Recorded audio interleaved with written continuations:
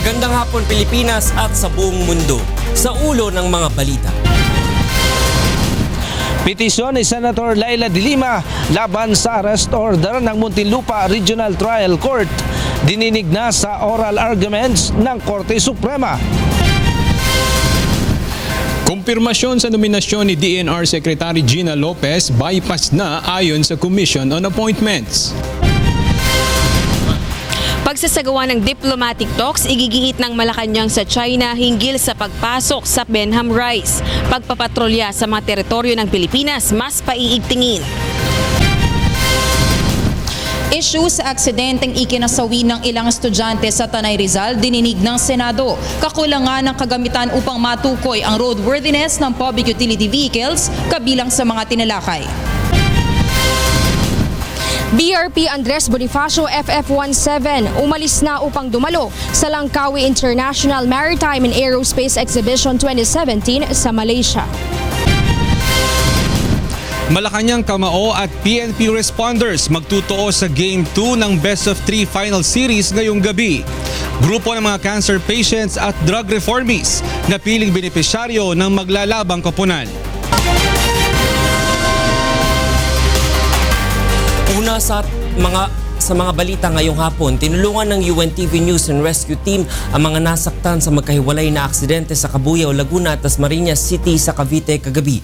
Ito ang balita ni Bernard Dadis. Nadatnan pa sa gilid ng kalsada ng UNTV News and Rescue Team ang driver ng delivery truck na ito matapos siyang sumalpok sa kasalubong na pampasayarong jeep sa National Highway sa Barangay Sala, Cabuyao, Laguna alas 10:30 kagabi. Kinilala ang driver ng truck na si Michael Garcia, 24 anyos, na nagtamo ng gasgas sa kaliwang tuhod at idinadaing ang pananakit ng kanyang kaliwang paa. Matapos lapatan ng pangunang lunas ng UNTV News and Rescue Team ay tumanggi na siyang magpahatid sa ospital. Ang mga barangay tanod naman ang nagdala sa ospital sa driver ng jeep at sa ilang pasahero nito. Ayon sa mga nakakita sa pangyayari, lumampas sa linya ang delivery truck kaya ito sumalpok sa kasalubong na jeep. Takbo po nito, parang yung sa lining na puti, lumagpas siya. Kaya ngayon yung jeep, ang bilis nilang takbo. Pagbangga nung unang bumangga ito. Paliwanag naman ng driver ng truck, iniwasan niya ang papatawid na babae kaya ito lumampas sa kanyang linya. Pagdating ho dyan sa gitna, busina ako ng busina, ayaw nang lumingon sa amin. Kaya abutin ko, pagtapa ko ho ng preno ko kapiraso na lang ho. Pag-iwas ko naman, iiwasan ko na kasi wala naman ng kasalubong. Pag-iwas ko, naman ho yung jeep. And then na yung jeep, inabot ho ako ng jeep. At sa Cavite, tinulungan rin ng UNTV News and Rescue ang dalawang nasaktan sa aksidente sa motorsiklo sa kahaba ng Emilio Aguinaldo Highway sa Barangay San Agustin, Dasmariñas City, pasado alas 11 kagabi. Nagtamo ng mga sugat sa katawan at ulo ang 33 anyos na driver ng motorsiklo na si Edward Sabado, habang nagkaroon naman ng hiwa at gasgas sa kaliwang kilay, labi at tuhod ang angkas nito na si Yason Soria matapos silang bumangga sa Center Island. Matapos bigyan ng first aid ay inihatid na ng grupo ang dalawa sa Dasmariñas Hospital. Bernard Dadis, UNTV News and Rescue, Philippines. Kinwestiyon rin sa pagdinig ng House Committee on Government and Public Accountability ang naging batayan ng Department of Environment and Natural Resources o DENR para sa utos na pagpapasara sa ilang mining company. Ito ang balita ni Nel Maribohok. There was really no recommendation from the committee for the issuance of the closure order. Yes, Your Honor, we did not recommend for the closure of the mining companies. Walang rekomendasyon ng Second Technical Review Committee na pinamumunuan ni Mines and Geosciences Bureau Acting Assistant Secretary Danilo Oiking na anumang pagpapasara sa mga mining companies na dumaan sa kanilang pagsisiyasat, kundi ito ay suspension, mitigating measures at pagpapataw ng multa sa ilang mining firm na nakitaan nila ng paglabag sa mga umiiral na batas ukol sa pagmimina ang kanilang inirekomenda. Ayon kay Oiking, desisyon ni DENR Secretary Gina Lopez ang closure order sa 23 mining firms. As far as the order is concerned, we recommended for the implementation of the mitigating measures as far as the environmental infractions of the mining company. However, if the decision of the secretary is stayed. I don't know if on the ground the mining companies are implementing our recommendation. Questionable naman sa ilang mambabatas kung ano ang malinaw na batayan ng DENR Secretary upang gawin ang naturang hakbang. Hindi objective yung pag-issue ng non-closure order, but it was more on the subjective view of Secretary Lopez. Wala pa rin hong transparent audit report na nangyari doon sa 23 mining companies at yung 75 na kinancel na mga MPSAs. Ayon pa kay Surigao del Norte Representative Robert Barbers, sa kanyang probinsya tanging industriya lamang ng pagmimina ang trabaho ng karamihan. Kaya malaki ang posibilidad na libong trabaho ang mawala dahil sa akbang na ito ng DENR. Ngunit ayon sa consultant ng DENR at dating MGB Chief Leo Hazareno, dumaan naman sa tamang proseso ang ahensya sa kanilang isinagawang mining audit. I have here, Mr. Chairman, the photocopy of the letters that the Secretary sent to the mining companies, forwarding a copy of the audit report and giving them 7 days to submit their comments. Sa kabila ng closure order, ayon kay Azareno, batay na rin sa posisyon ni DENR Secretary Lopez na karapatan naman ng mga mining company na mag-apela sa aksyon na ito ng ahensya. At ang pinal-anya na desisyon para sa usapin sa mining industry ay manggagaling pa rin naman kay Pangulong Rodrigo Duterte. Nel Maribuho, UNTV News and Rescue, House of Representatives. Nagpahayag na ng concurrence ang Senado sa Paris Climate Change Agreement.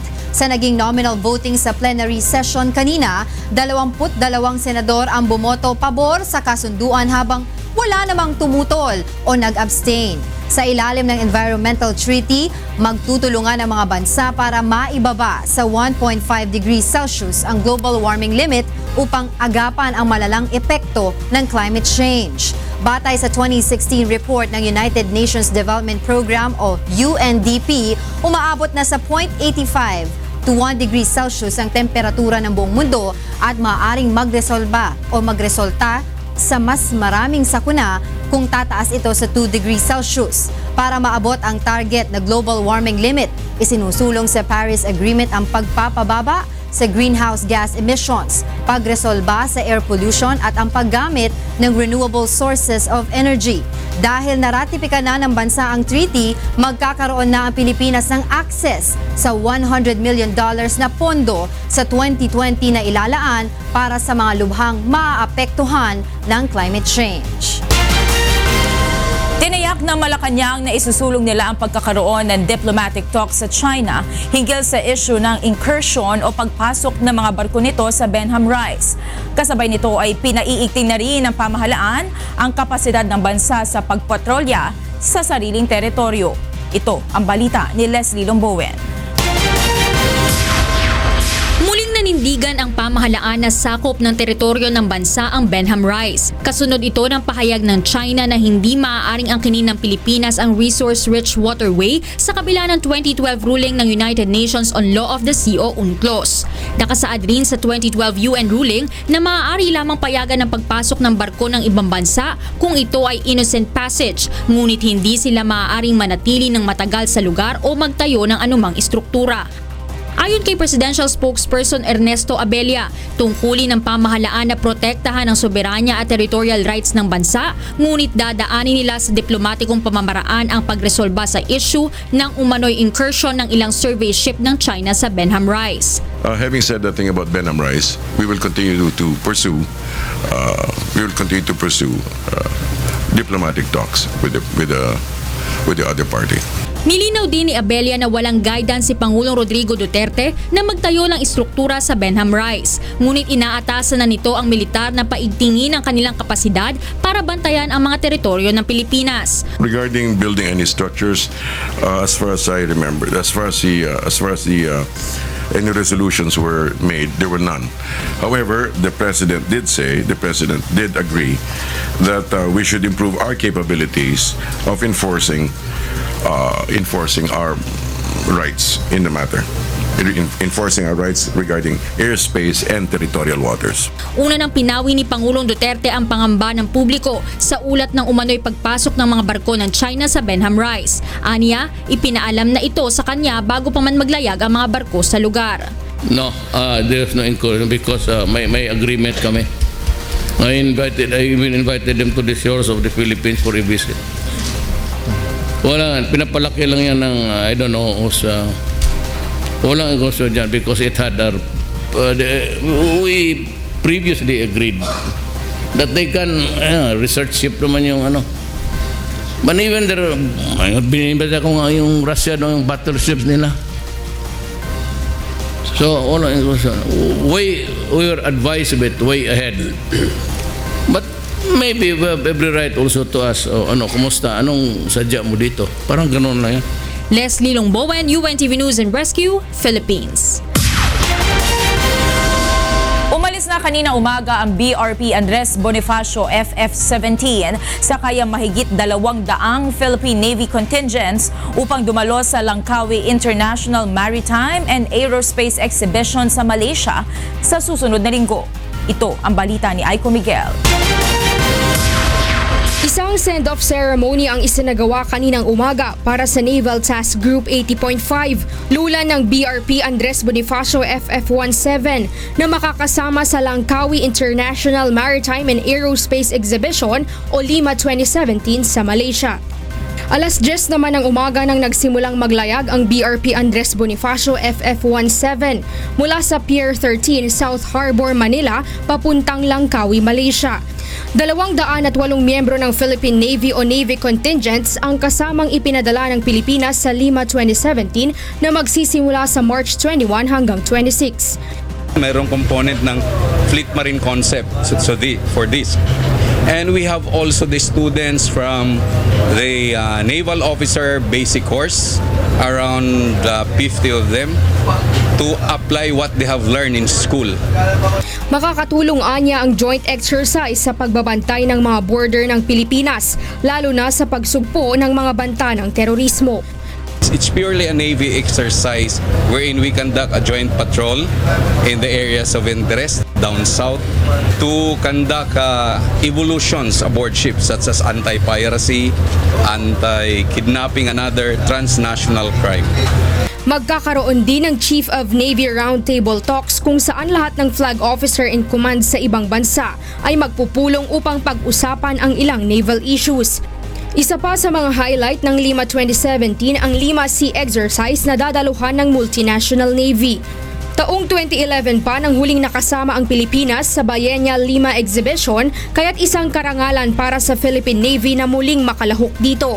Bago bumalik sa Pilipinas sa April 6, 2017, ang Naval Task Group 80.5 ay dadaan din sila sa Lumut at Port Klang, Malaysia upang bisitahin ang Royal Malaysian Navy bases at mapatatag din ang samahan sa pagitan ng Philippine Navy at Royal Malaysian Navy. Ang Langkawi International Maritime and Aerospace Exhibition ang isa sa itinuturing na pinakamaimpluwensyang exhibit sa Asia na nakatutok sa defense, civil and commercial aviation, shipbuilding at repair ng mga hukbong pandagat. Aiko Miguel, UNTV News and Rescue, Manila.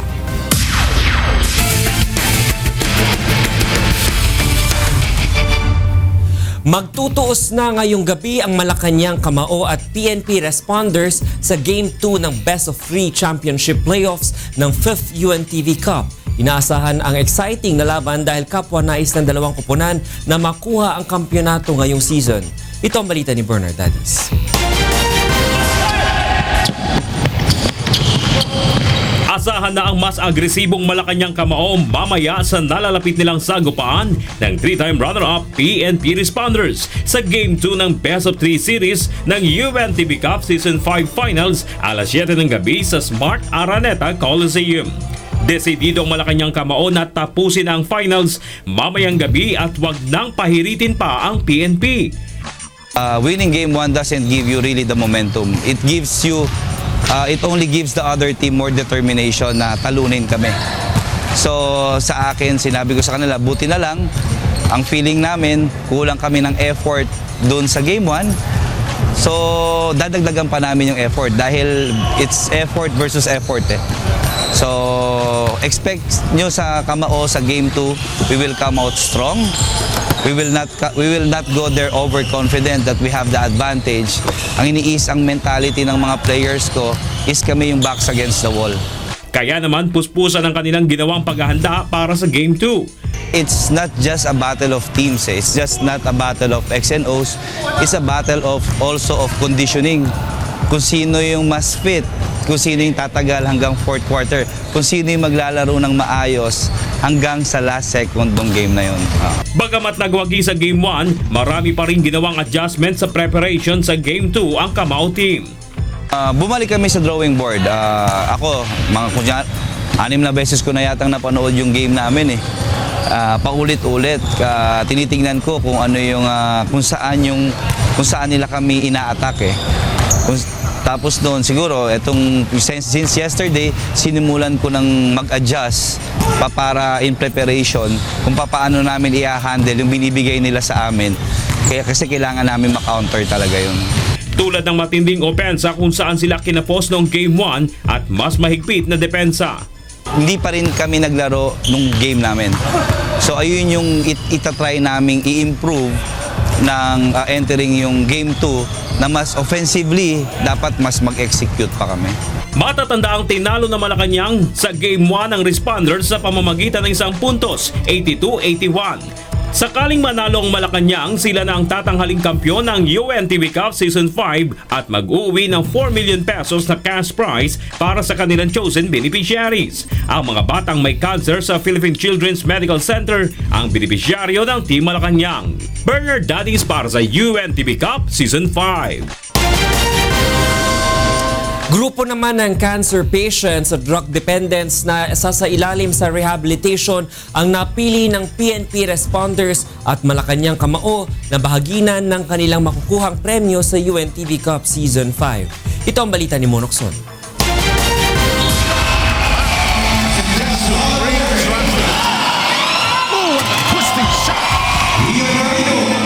Maghaharap mamaya sa Smart Araneta Coliseum ang PNP Responders at Malacanang Kamao para sa Game 2 ng Best of 3 series ng UNTV Cup Season 5 Finals. 4 na milyong piso ang naghihintay sa mapalad na beneficiary ng mananalong kupunan sa ikalimang yugto ng kauna-unahang Charity Basketball League sa bansa na nilalahukan ng mga public servant. 2 ang napili ng Malacanang Kamao na pagbibigyan ng cash prize. Una ay ang Millennium Sports Support System Association Incorporated, ang grupo na tumutulong sa sports development ng indigenous people at ethnic group sa Mindanao. Pangalawa ay ang mga cancer patient, lalo na at 2 sa mga naglalaro dito ay namatayan ng kapatid, bunsod na naturang sakit. Ayon kina Narayan at Visnu Das Javier, determinado silang maglaro upang makuha ng team ang kampyonato upang makatulong sa mga may sakit na cancer. Nangyari sa kapatid ko na namatay sa cancer. In the first place, hirap kami nun sa pera. Ngayon, dumating yung time na to na kami yung pinagpala ni Lord sa taas na gumawa ng paraan. Ginabit niya kami para kami naman yung tumulong sa mga cancer patient na wala. So this time, sana makuha namin itong championship para alam ko malaking tulong sa kanila yung 4 million. Pagpapalain kami, may tutulong namin sa kanila.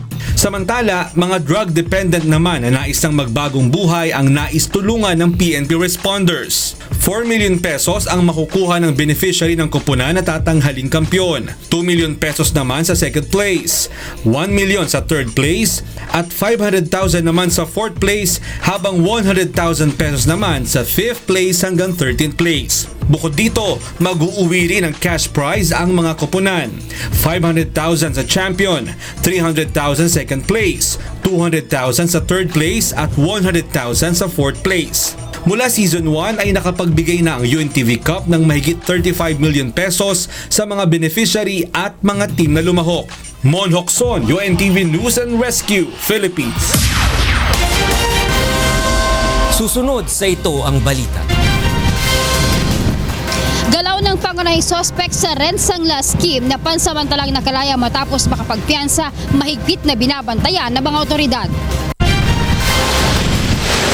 Women's Fiesta protesta caravan inilunsad ng Department of Trade and Industry kaugnay ng pagdiriwang ng World Consumers' Right at International Women's Month. Department of Labor and Employment may alok na trabaho sa mahigit 500 kabataan sa ilalim ng kanilang Job Start program.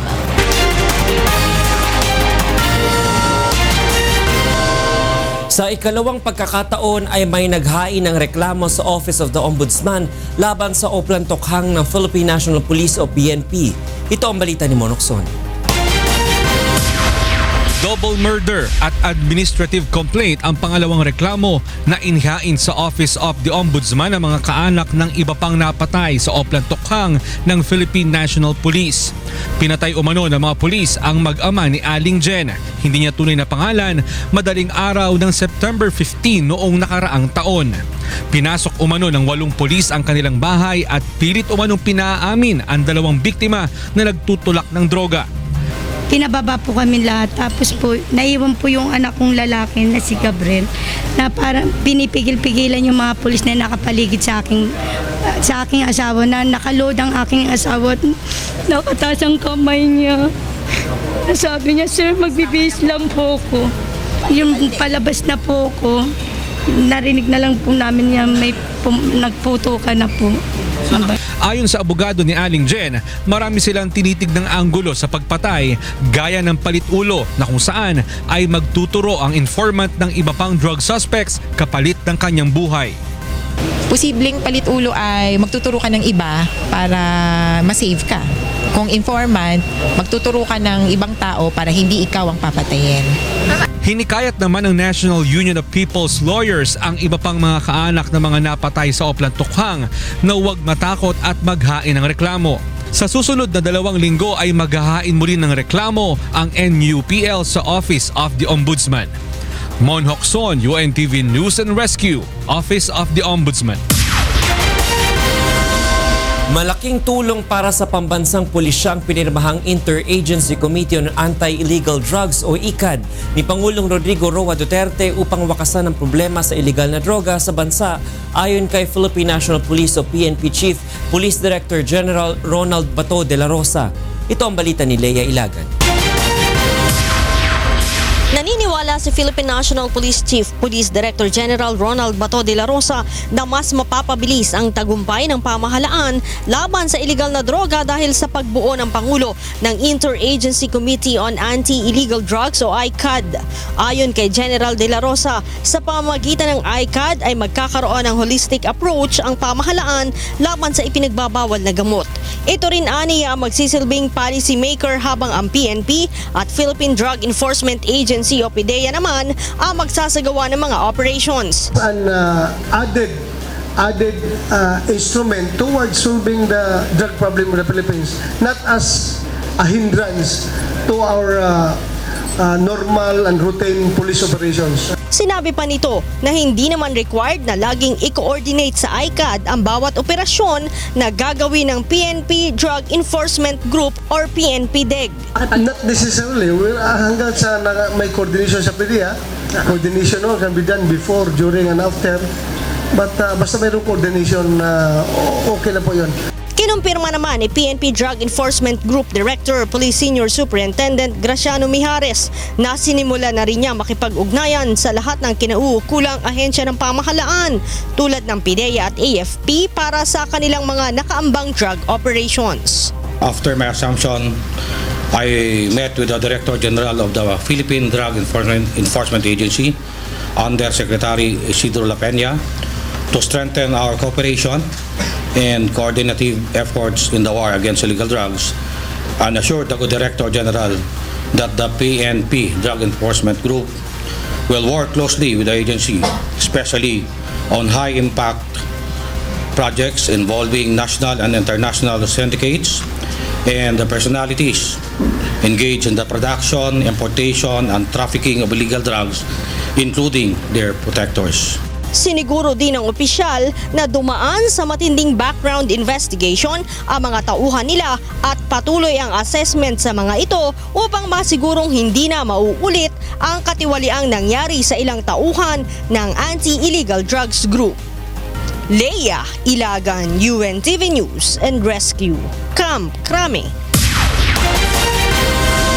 Nagkulang umano si Secretary Gina Lopez sa pagpapatupad ng due process ng ipag-utos ang pagpapatigil sa ilang mining operations sa bansa. Ayon kay Mining Industry Coordinating Council Co-Chairman at Finance Secretary Carlos Dominguez.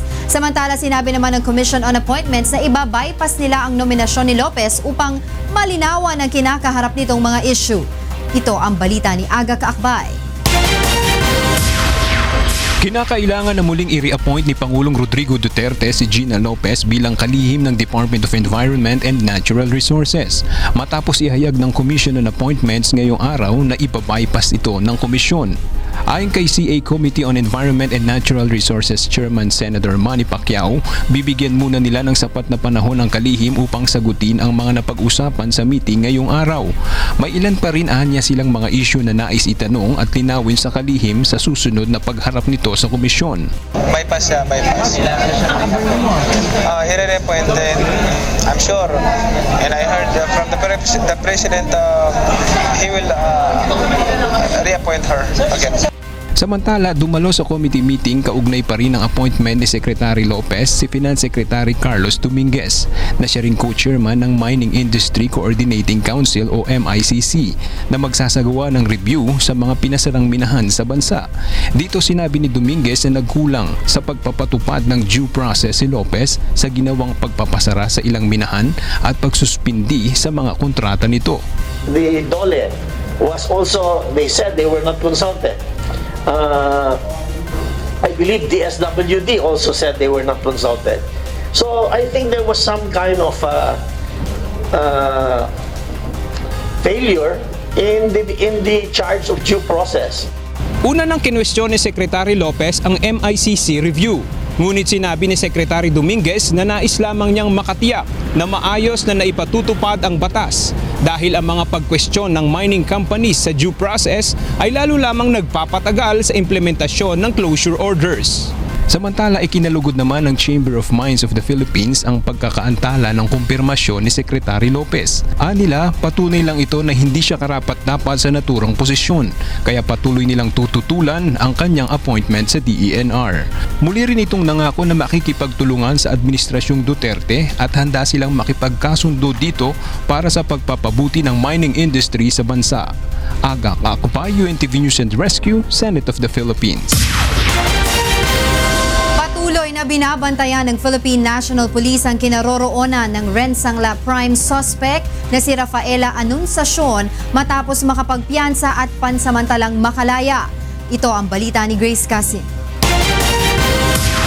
Nais matiyak ng Philippine National Police Highway Patrol Group na hindi na makakatakas pa ang primary suspect sa multi-billion peso Rensangla scam na si Rafaela Anunciacion.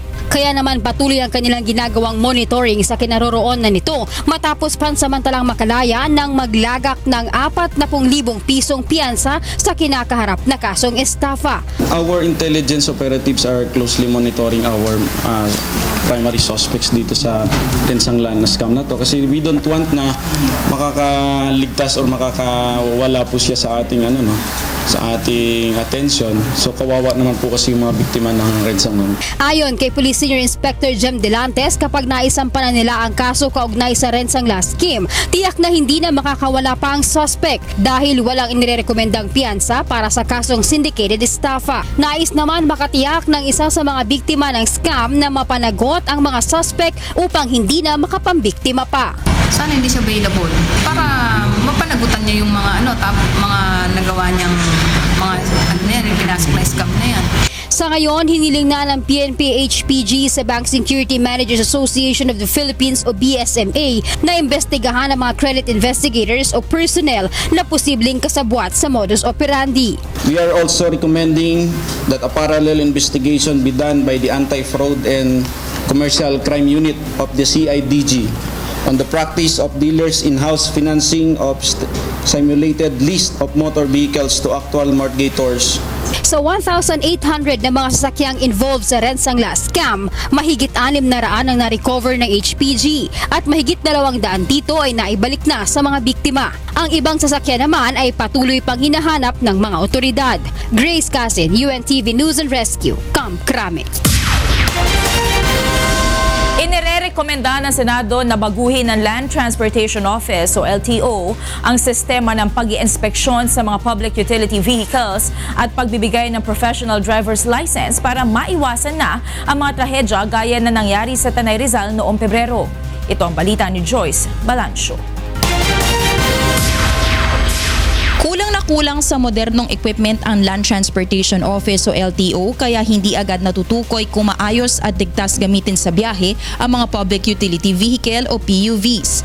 Sa Senate joint hearing hinggil sa Tanay bus tragedy, inamin ni LTO Assistant Secretary Edgar Galvante na bagaman trabaho nilang siguruhin ang roadworthiness ng mga PUV, nalilimitahan sila dahil siyam lang sa motor vehicle inspection system ang ginagamit nila para sa lahat ng PUV sa buong bansa. Kasama po sa motor vehicle inspection system, chine-check yung kalang brake, yung kalang steering, major components of the vehicle that should be properly functioning. Again, at the moment, because of lack of equipment, we rely heavily on the visual and practical examination. Ito rin anya ang dahilan kung bakit na-renew ng LTO ang registration ng bus kahit 29 years old na pala ang makina nito at kasama pa sa mga surplus na ibang bansa na dinadala dito. Hinihikayat naman ng komite ang LTO na magsumite sa Senado ng listahan ng equipment at kinakailangang pondo upang maisama na ito sa budget deliberation sa mga susunod na taon. Pinapabago rin ng mga senador ang paraan ng pagbibigay ng lisensya sa mga driver ng PUV matapos mapag-alamang maluwag ang qualifications ng ahensya, lalo na para sa professional drivers. Yung isa pong medyo siguro dapat pong paghigpitan, although pinapayagan po ng batas, para magkaroon po kayo ng professional license, kailangan lang po magkaroon ka ng 6 months na as a student driver. Mukhang dito po may kakulangan tayo rito, kaya iniiba na po natin ang procedure. Sa huli, sinabi ni Senate Committee on Civil Service, Government Reorganization and Professional Regulation Chairperson Senator Grace Poe na kinakailangan rin bumuo ng National Transport Safety Board para tutukan ang investigasyon sa transport incidents hindi lang sa kalsada, kundi pati sa karagatan at himpapawid. Isa itong independent commission na ilalagay sa ilalim ng Office of the President ayon kay Poe. Walang isang ahensya ng gobyerno ang talagang namamahala sa investigasyon. Kaya nga yung mga simpleng tanong katulad ng ilang taon yung driver na nagmamaneho.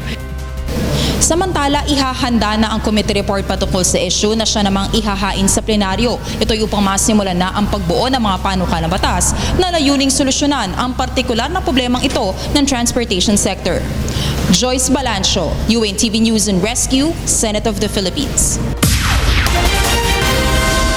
Binuksan na sa publiko ng Department of Trade and Industry o DTI ang Deskwento Caravan bilang pakikiisa sa pagdiriwang ng World Consumer Rights at International Women's Month ngayong Marso.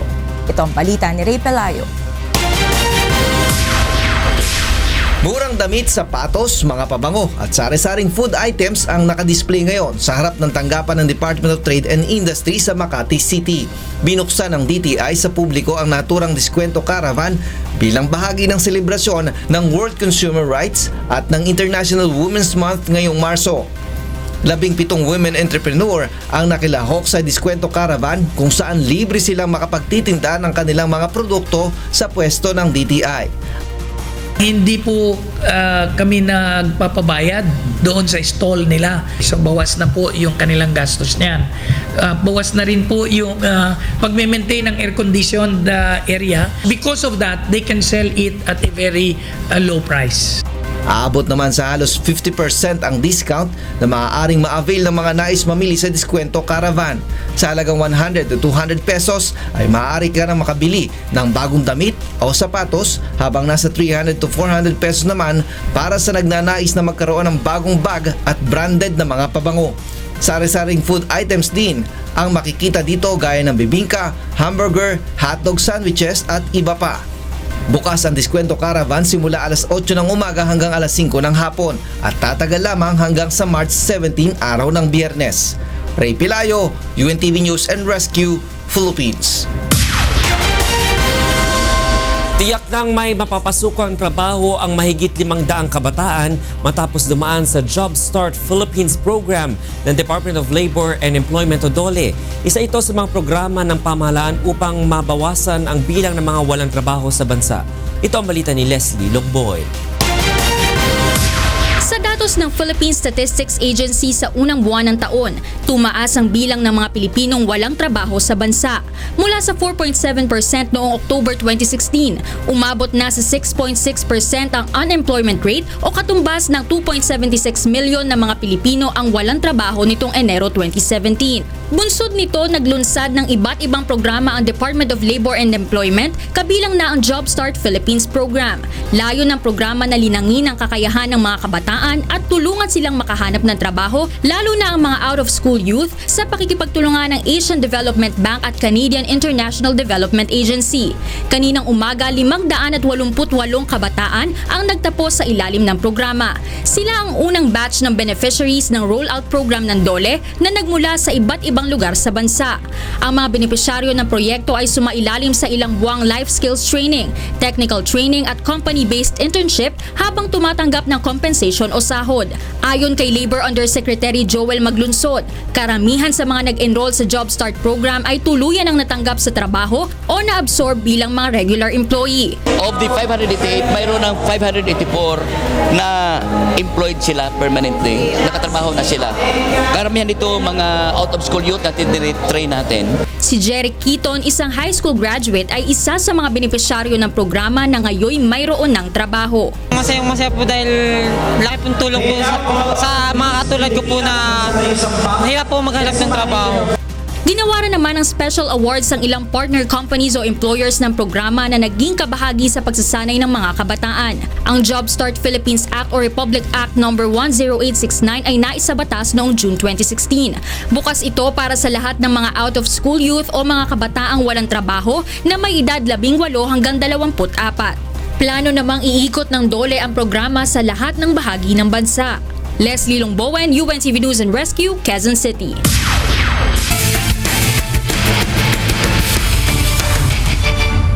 Patuloy na ang pagdating ng mga supporters at manonood sa Game 2 ng UNTV Cup Season 5 Finals sa Smart Araneta Coliseum. Mula sa Smart Araneta Coliseum, ito ang balita ni Monokson live. Yes, Mon. Magandang gabi, Talia. Medyo malakas ang ulan kanina nung kami dumating dito sa may Smart Araneta, pero hindi na pahadlang itong mga supporters dahil patuloy yung pagdating nila dito sa venue na paggaganapan ng Game 2 ng Best of 3 Finals ng UNTV Cup Season 5. At para maipakita yung kanilang pagsuporta, medyo mahahati ang audience dito sa Araneta dahil yung mga supporters ng Malacanang nakapula sila, yung mga PNP responders naman ng mga supporters ay naka-blue at ito, meron akong hawak ng mga balloons. Pag ikaw ay supporters ng PNP responders, eto, ayan, merong blue na balloon at sa mga taga Malacanang naman, yung mga supporters, meron silang mga pula. Pero alamin natin, yung kung sino yung mga gustong manalo, doon naman sa mga hindi naka-red at hindi naka-blue. Lapitan natin, ito naka-red, pero tauhan dito yan sa Araneta. Lapitan natin ito. Sino gusto yung manalo sa gabi na to? Sino? Ha? Sino gusto manalo? Huwag ka umalis. Sino gusto manalo? Malacanang po. Bakit Malacanang? Kasi po magagaling din po sila mga... Ganon. Ay, PNP. Magigaling din naman po kaso nanalo na din po sila nung nakaraan eh. Kaya pagbigyan naman po sana iba na matulungan po. Dahil Malacanang ka, sa'yo tong red. Lakasan mo ha. Okay, ito kuya, sino gusto mo manalo mamaya? Malacanang. Malacanang din, bakit? Ay...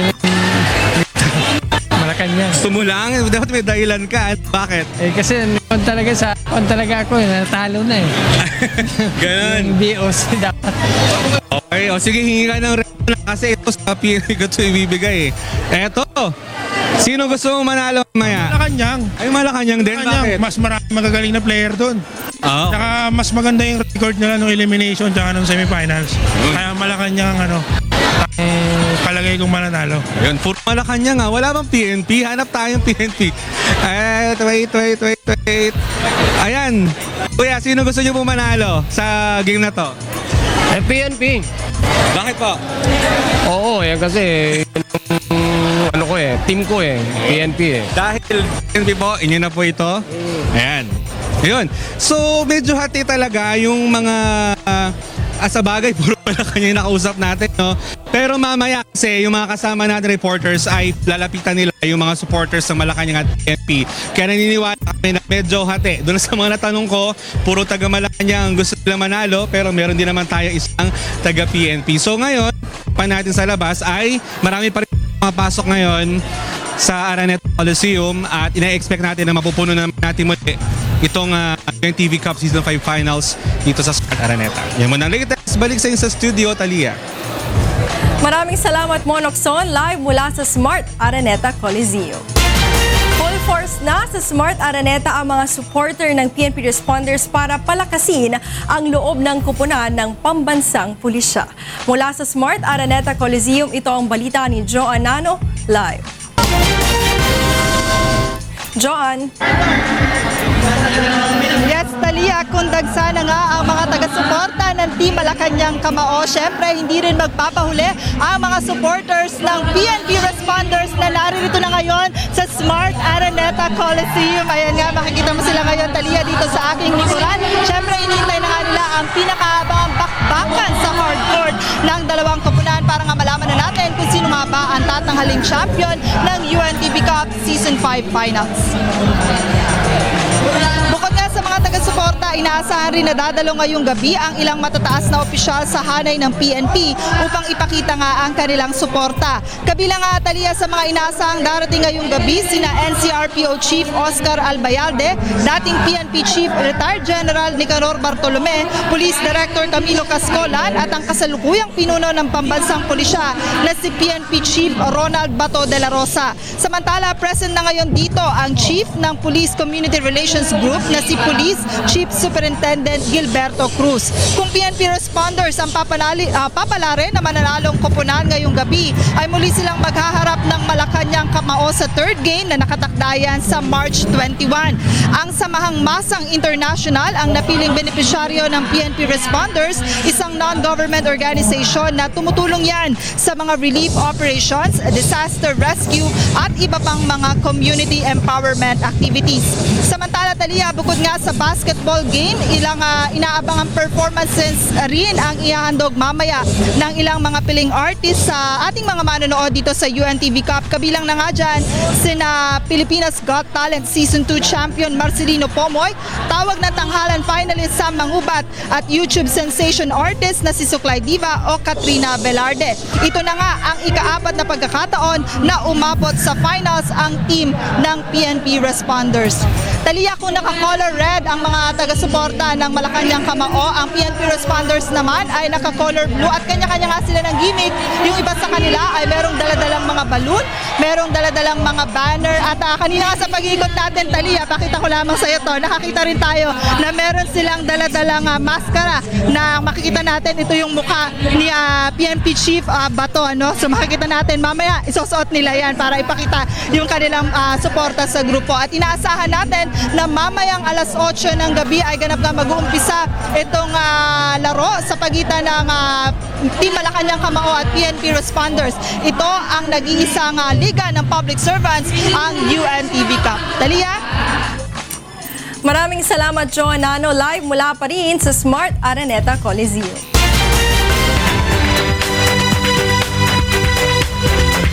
At kareke katamang balitang Promdi.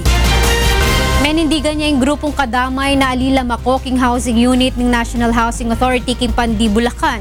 Sumangid na ning pamanamuyot ng Presidente Duterte at dumalan laking dialogo yung karelang pamandalong. Ining balita ng Nestor Torres. Nananatili pa rin sa mga housing units ng National Housing Authority sa Pandi, Bulacan ang daang-daang miyembro ng Kalipunang Damayang Mahihirap o Kadamay. Ito'y sa kabila ng panawagan kahapon ni Pangulong Rodrigo Duterte na makipagdialogo ang mga ito sa gobyerno. Ayon kay Pangulong Duterte, maituturing na anarkiya ang pag-okupa ng mga militanteng grupo at kung hindi ng mga ito lilisanin ang lugar ay hindi siya mag-aatubiling ipatupad ang batas. Ayon kay Carlito Vadjon, Regional Secretary ng Kadamay, hinihintay lang din nila na kausapin sila ng taga-gobyerno. Ngunit nanindigan pa rin ito na mananatili sa mga pag-okupa sa mga pabahay.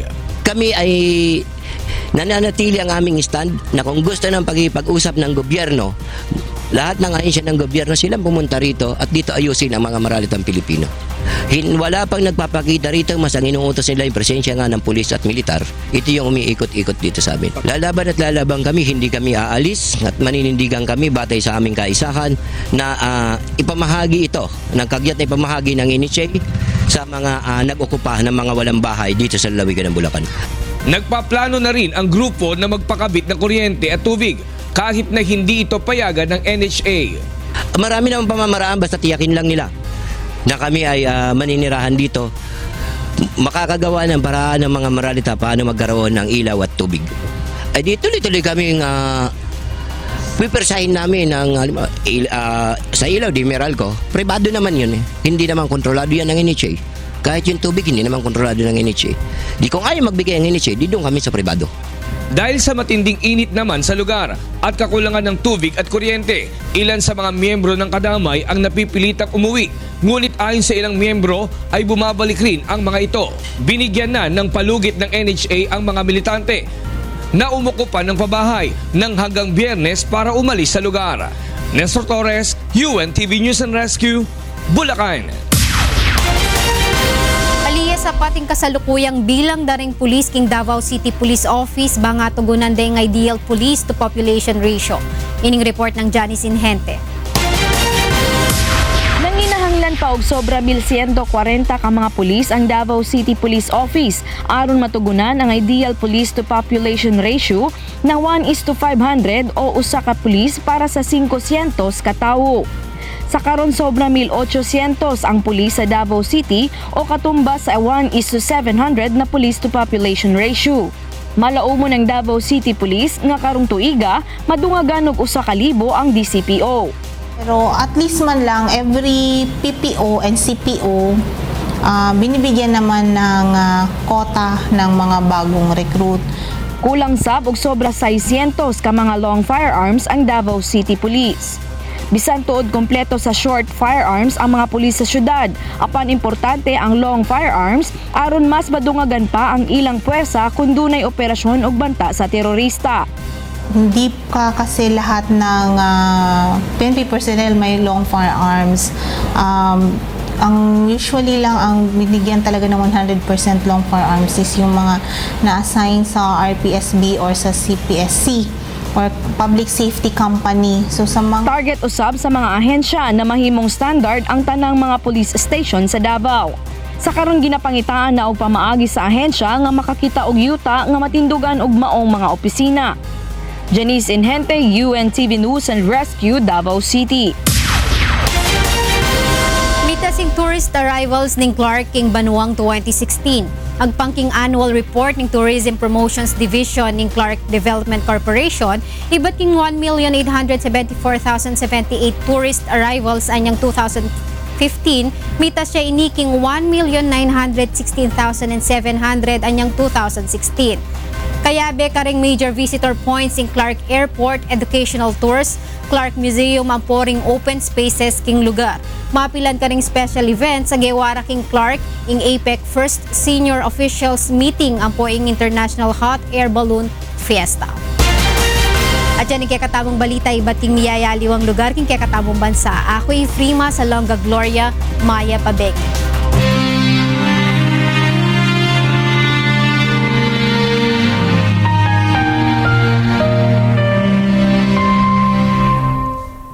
Dalawang 2,668 araw na po ang nakalipas.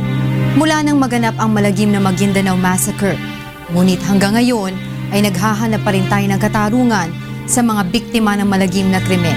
At sa tila madilim na hinaharap ng kaso, hindi po bibitiw ang UNTV sa labang ito.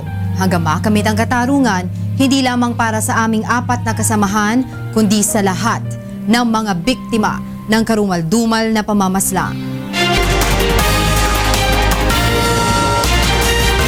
Samantala, binuksan na sa publiko ang bagong Busport sa Araneta Center sa Cubao, Quezon City bago pa man sumapit ang long holiday. Nagbabalik si Ray Pilayo. Hindi biro ang maghintay ng mahabang oras upang makasakay ng bus patungong probinsya, lalo na kapag peak season gaya ng long weekends at holiday. Kaya upang maibsan ang hirap at mabigyan ng ginhawa ang pasahero, ay binuksan na ngayong araw ang bagong Araneta Center Busport.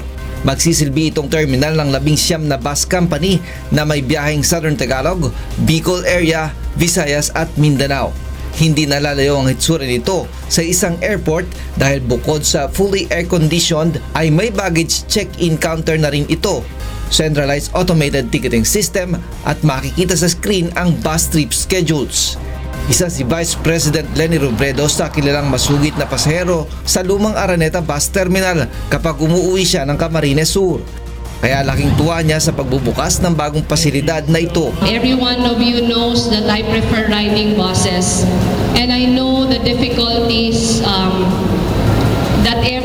that every passenger goes through pag naghihintay. Paminsan naghihintay kami doon sa pavement lang, nakaupo kami kasi wala nang upuan na hintayan. But really, this will give a lot of comfort, and I'm very glad that finally we have a world-class bus terminal. Ang Araneta Busport ay kayang mag-accommodate ng hanggang 6,000 pasahero kada araw at bibigyan ng priority dito ang mga person with disability, bata at matatanda. Ray Pilayo, UNTV News and Rescue, Quezon City. Sugatan ang isang lalaki matapos na tumalon sa riles ng MRT3 Guadalupe Station dakong alas 12:30 kaninang hapon.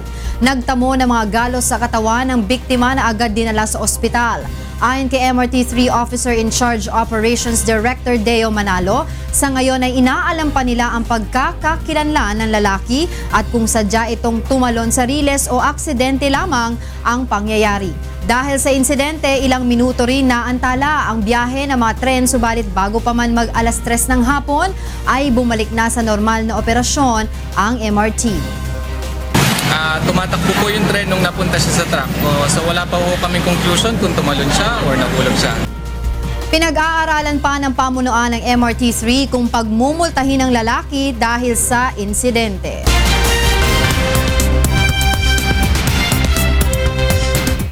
And for the news abroad, Malaysian Deputy Prime Minister Ahmad Zahid Hamidi on Tuesday said North Korean migrant workers caught overstaying in the country will be deported to their home country. At least 50 North Koreans who have overstayed their visas are currently detained in Malaysia's Sarawak state on Borneo Island. Talks were underway for the release of the 9 citizens stranded in North Korea by a travel ban. But officials declined to reveal details of the discussion. Formerly friendly relations between the two countries soured in the wake of an investigation into the murder in Kuala Lumpur last month of Kim Jong-nam, the estranged half-brother of North Korea's leader Kim Jong-un. Meanwhile, a wildfire on Chile's central coast over the weekend forced thousands to evacuate and burned hundreds of hectares of grassland and forests. Aldrin Solibet reports. Los chilenos empezaron de retornar a sus casas en la playa de Vina del Mar el lunes tras del incendio forestal. Sobre la semana lograron a el suburbio de la ciudad quemaba las casas y causando apagón. El fuego empezó el domingo en la región de Vina del Mar, consumando algunas de 400 hectáreas de árboles y achaparados, más ha destruido algunos 16 hogares.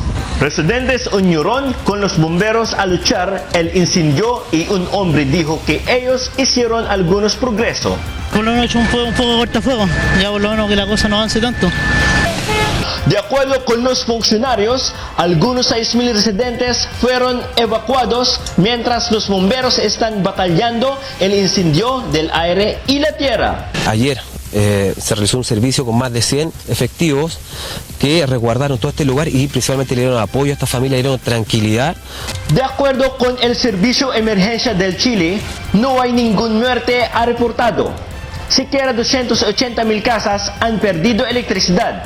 Chile Central está sufriendo severa sequía de los años recientes y el registro de más alta temperatura en los últimos meses que ha soplado un número de incendio destructivo. Atractivo turística, Vina del Mar y Puerto Ciudad adyacente, que es Valparaíso, con área residencial arenoso y vivienda construida informal a las colinas altas son víctimas frecuentes del incendio forestal. En enero no menos de 100 hogares fueron quemados en la área. Aldrin Sulibet, UNTV, Noticias y Rescate, América Latina.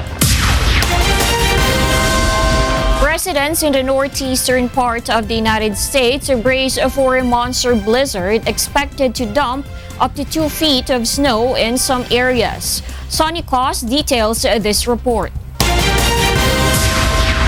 A fast-moving winter storm was expected to hit the northeastern United States, forecaster warned on Monday, prompting airlines to cancel thousands of flights and some mayors to order schools to close on Tuesday.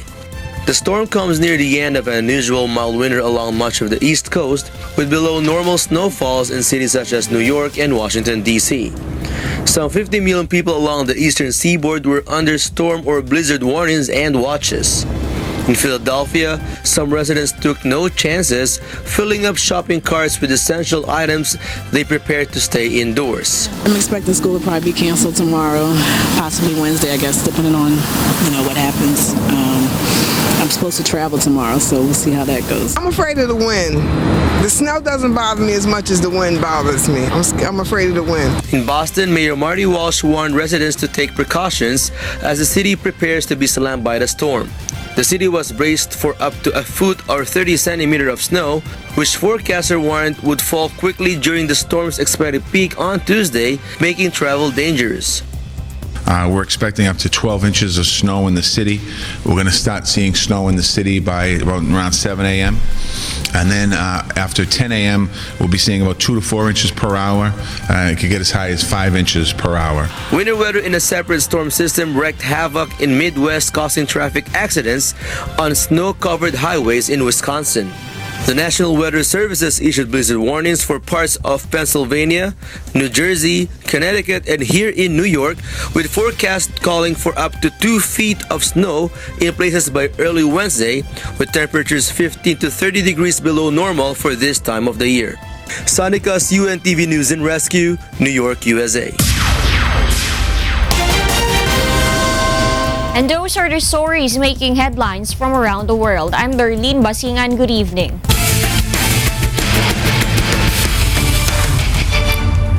Umaasa ang supporters ng Malacanang Kamao na may uwi ng kanilang kupunan ang kampyonato ng 5th season ng UNTV Cup. Mula sa Smart Araneta Coliseum, ito ang balita ni Aiko Miguel live. Yes, Aiko. Yes, Talia, magandang gabi. Makikita ngayon sa aking likuran ang Malacanang Kamao supporters na handang-handa na rin upang saksihan na makuha ng kumpunan ang kampyonato para sa UNTV Cup Season 5 Finals. Umaasa ang Kamao supporters sa makuha ng kupunan ang kampyonato sa ikalawang attempt nila. Matatanda ang naglaro ang Malacanang team na dating Malacanang Patriots noong UNTV Cup Season 3 Finals pa lang. Kaabang-abang para sa Kamao supporters ang laban na ito sa pagitan ng PNP. Sinubukan na rin kasi ng PNP responders na makuha ang kampyonato noong mga nakaraang UNTV Cup Season Finals. Samantala, ilan nga sa mga makikita nating mga panauhin ng Malacanang Kamao na dumating dito sa Smart Araneta Coliseum ay si Chairman ng Games and Amusement Board Chair Abraham Nitra. Inaasahan rin na darating ngayong gabi upang suportahan ang Malacanang Kamao sina Attorney Alfredo Lim, ang President and CEO ng PAGCOR, ilang kawani ng PAGCOR at si ASEC Joseph N. Capo ng Office sa the Presidential Management Staff. Kapag nanalo nga Talia ang Malacanang Kamuo ngayong gabi, matatanggap nila ang 4 million pesos, 3.5 million pesos sa chosen beneficiaries nila. Isa na nga dito ang mga batang may cancer sa Philippine Children's Medical Center at 500,000 naman sa kanilang kupunan. Talia, bagaman alas 7 pa ng gabi ang game proper dito sa UNTV Cup Season 5 Finals, alas 4 pa lang ng hapon ay dumating na ang Malacanang Kamuo supporters upang makita at panoorin nga ang kaabang-abang na do-or-die game sa pagitan ng PNP responders at sa kanilang sinusuportahang kupunan na Malacanang Kamuo. Yan muna ang latest live. Balik sa iyo, Talia. Maraming salamat, Aiko Miguel, live mula sa Smart Araneta Coliseum.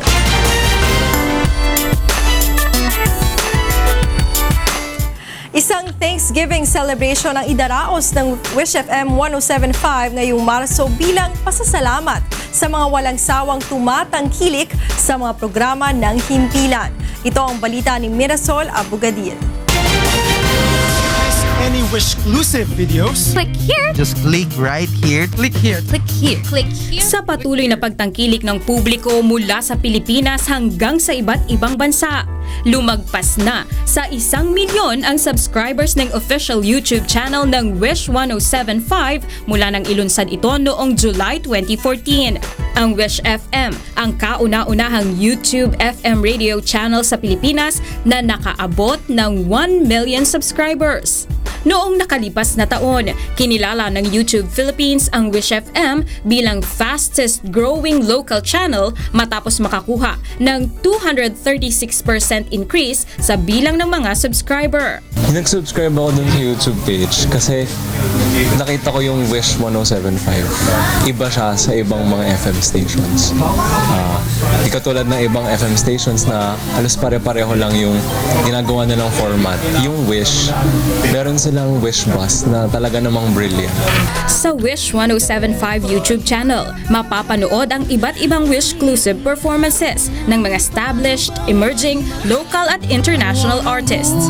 Patok ito sa mga music enthusiasts sa iba't ibang panig ng mundo dahil sa high-definition videos na mayroong top-notch audio quality at sa madalas na pagiging viral ng mga ito tulad na lamang ng mga performance sa Wish Bus. Your love is like the sun that lights up my whole world. I feel the warmth inside. We hope it's so we'll find in torment trust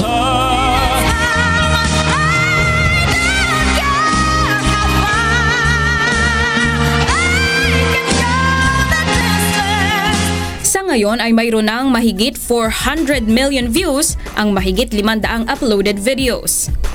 Guess what? 1 million views and counting. Thank you all so much. From the bottom of our hearts here on Wish, thank you so much for helping us garner 1 million subscribers. We never would have done it without your help. So thank you to all of the love and support.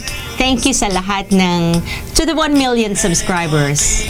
Thank you very much. And congratulations to everyone on Wish. We have hit 1 million subscribers as of last Saturday.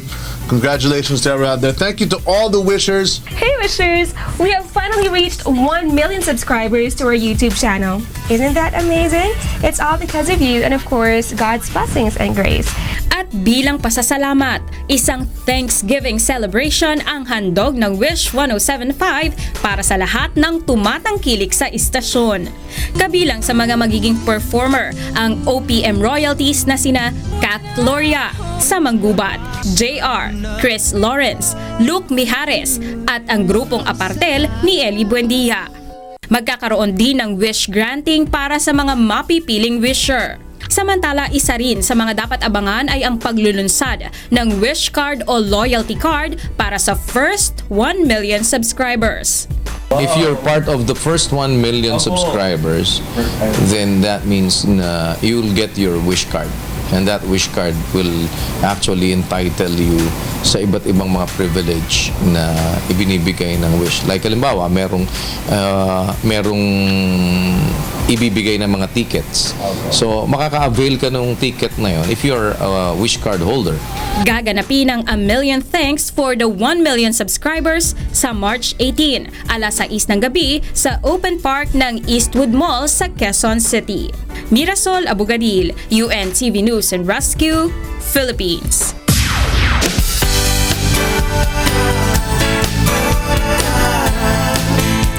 Mahigit 1,000 residente sa San Pedro, Laguna ang napaglingkuran sa medical mission ng UNTV at members Church of God International. Ito ang balita ni Sherwin Kulubong.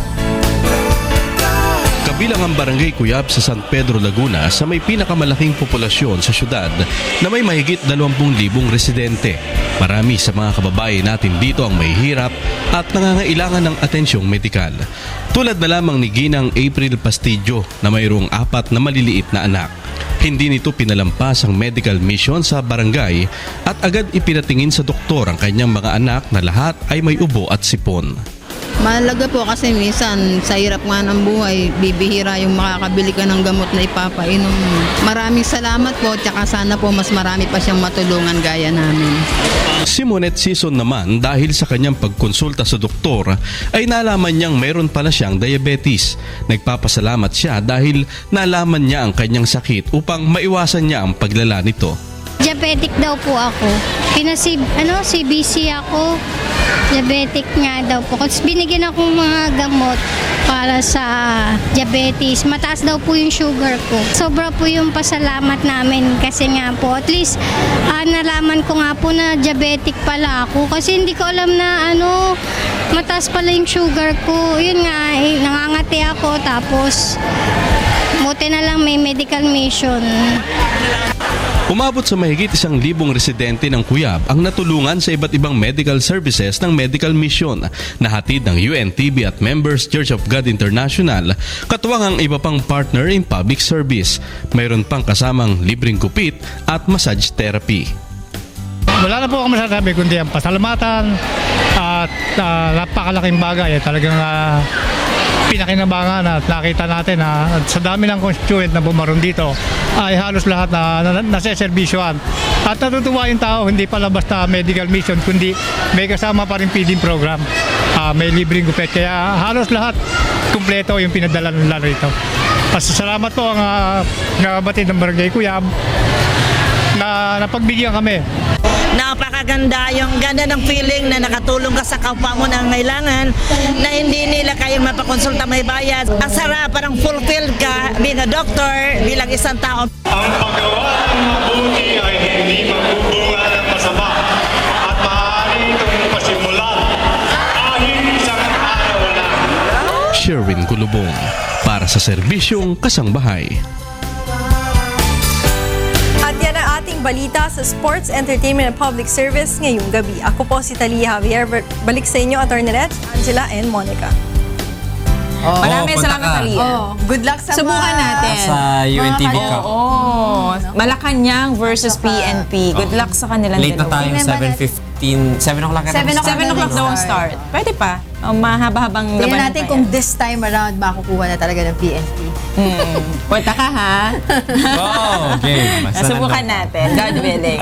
At yan po ang naging kabuuan ng ating balitaan ngayong gabi. Aming inilahad ang buong katapatan kung paano namin nasaksihan.